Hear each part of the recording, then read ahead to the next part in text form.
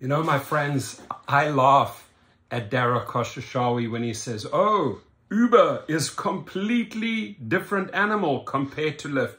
No, you're not. You pull the same crap, right? You try the same shenanigans. You write the same algorithms. You pay the same BS rates. You both have problems recruiting drivers. You both are ripping off riders. So why do you try and tell me and others and try and con others and say, oh, you're sane? You think that Wall Street is going to buy that silly argument? What you need is a royal spanking for lying, bullshitting, right, as they say. So good luck with trying to pull that crap, Dara. I ain't buying it. I don't think Wall Street's buying it. I don't think the millions of drivers are buying it. I don't think the millions of delivery drivers are buying it. And I don't think your millions of riders are buying your nonsense and your argument here. A day after these earnings, which had been bumped up, I think that, well, I'll leave it to you. You bumped them up. Why? Well, we saw unprecedented volatility in the market as a whole, and some investors took signal. Obviously, you talked about the Lyft lackluster results as to what our results would be. Lyft. Whoa. Stop, Tiger. We were ready. You saw the Lyft lackluster result? What about your results? They just as lackluster, you fool.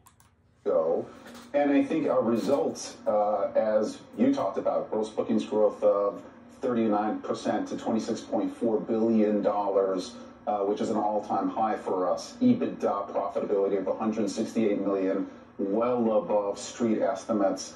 And then our indication for next quarter of EBITDA continuing to increase $240 to $270 million, again above street estimates, indicates the kind of strength that we have coming out of this pandemic.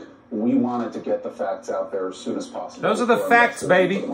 Those are the facts. What did you make of the fact that Lyft is saying that they're going to be continuing to spend on incentives? And I'm curious, you've said you're not going to be doing the same, but why you don't feel the pressure? Because I would imagine if they're going to be spending on incentives, there could be drivers who want to make a switch. Well, I think, Andrew, what you're talking about are two completely different entities. We benefit from the benefits of scale, from globalization, from diversification, and from discipline. If you talk about scale, Uber is the #1 player in the marketplace, bar none. So an earner who wants to come back, who's feeling safe, wants to earn flexibly, they're going to come to Uber first. And when they come to Uber, especially during these times, they're super busy. So whereas they might have tried out Lyft or tried out some of the other competitors, they are very, very busy on the Uber platform. And that's the benefit of being the scale player, being the #1 player. Second is globalization. Remember, the U.S. has trailed that of most other countries in terms of reopening. So we have been adding earners and drivers to our platform for the past year. We have built those muscles, and also we've leaned into some of countries outside in Europe, et cetera, in terms of supply. And as a result, the diversification, the global diversification that we have, and the skill set that we formed doesn't make us overly dependent on one country, the U.S., or a coast, i.e. the West Coast, that's opening up a bit slower than the rest of the country. So globalization has really helped us out. Diversification has also really helped us out, which is not only, do we help you go someplace where we help you get anything, earners essentially can sign up for Uber to earn delivering food, delivering iPhones, or moving people, and we're able to bring a number of couriers onto the platform and upsell them into driving. Right. It's a unique differentiator that we have in terms of the platform that is showing up in terms of our competitive position. Mm-hmm. And last, you ask yourself, why is he giving this interview? I've been around the block. My CFO, Nelson Shea, has been around the block.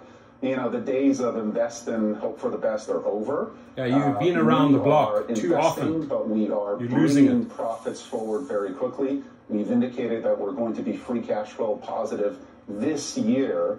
And as you can see from the results this last quarter and our indications for next quarter, we're delivering. So we're just a completely different animal than Lyft. You know, they will make it through. Rideshare is a good business. You are not a different animal than Lyft. Stop conning the people out there, right? And here he rallied because he was at $28. It has gone now to $26, right? It was $35 maybe 2 weeks ago. Lyft dropped 30%. Uber, similar numbers. Please do not try and BS the people. You know, I don't want to give you another frickin' royal spanking here, Dara. Maybe your wife whips you. But anyway, Uber is definitely not a completely different animal than Lyft. Stop the fibs. Stop the lying, Pinocchio.